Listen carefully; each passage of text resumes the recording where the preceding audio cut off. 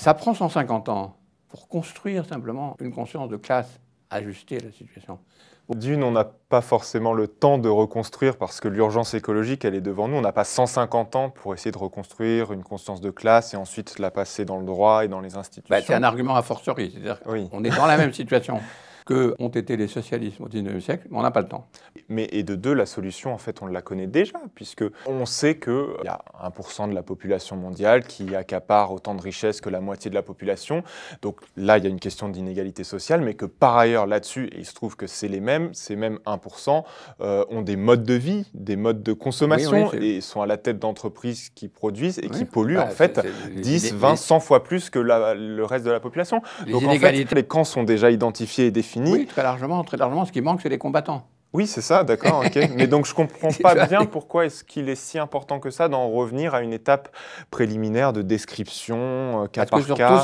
Parce que sur tous ces alors qu'on sait déjà quels sont les camps en présence. Oui, mais on n'a pas les forces, les gens, tout simplement, qui se mobilisent affectivement, potentiellement, sur ces questions, parce qu'ils ont été transformés par la mutation cosmologique. Sans ça, vous n'avez pas les forces. Il faut prendre des exemples. Si maintenant... On nous dit, après le Covid, attention, on ne va pas du tout passer très rapidement aux transports généraux, aux touristes, etc. Vous avez combien de Français qui diront « c'est vrai, vous avez raison, moi, après le Covid, j'ai compris et je ne prends pas l'avion ». Vous avez qui en France pour suivre ces affaires-là?